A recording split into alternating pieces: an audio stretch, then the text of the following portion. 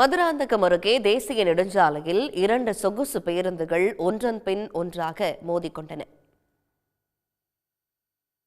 இதனால் அங்கு கடும் போக்குவரத்து பாதிப்பும் ஏற்பட்டிருக்கிறது. கூடுதல் விவரங்களோடு செய்தியாளர் இளங்கோ இணைகிறார். இளங்கோ, விபத்துக்கான காரணம் என்ன? மேலதிக தகவல்கள். நிச்சயமாக மதுராந்தகம் தேசிய நெடுஞ்சாலையில் சாலை விரிவாக்கம் பணி கடந்த சில மாதங்களாக நடைபெற்று வருகிறது. இந்த பணிக்கான முன் எச்சரிக்கை பலகை வாகனங்களுக்கான முன்னெச்சரிக்கை பலகை வைக்காததால் தினந்தோறும் இப்பகுதியில் வாகன விபத்துகளும் போக்குவரத்து நெரிசலும் காணப்படுகிறது. இந்த இரு சொகுசு பேருந்துகள் ஒன்றோடு ஒன்று மோதிக்கொண்டதில் 10க்கும் மேற்பட்டோர் காயமடைந்துள்ளனர். செங்கல்பட்டு மாவட்டம் மதுராந்தகம் திருச்சி டு சென்னை தேசிய நெடுஞ்சாலையில் சாலை விரிவாக்கம் பணி கடந்த சில மாதங்களாக நடைபெற்று வருகிறது.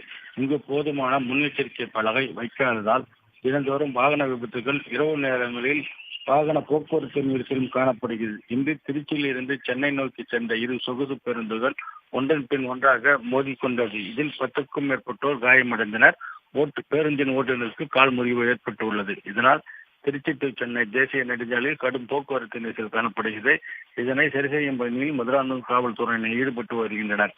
இந்த சாலை பணி என்பது இன்னும் பல ஓராண்டுகளுக்கு மேலாகும். இருந்தாலும் இதற்கு வாகனங்கள் எப்படி செல்ல வேண்டும் என முன்னெச்சரிக்கை பலகை வைக்காததாலே இந்த போக்குவரத்து நெரிசலும் தினந்தோறும் விபத்துகளும் ஏற்படுகின்றன. உடனுக்குடன் செய்திகளை தெரிந்து கொள்ள சன் நியூஸ் பெல் ஐகானை கிளிக் பண்ணுங்க.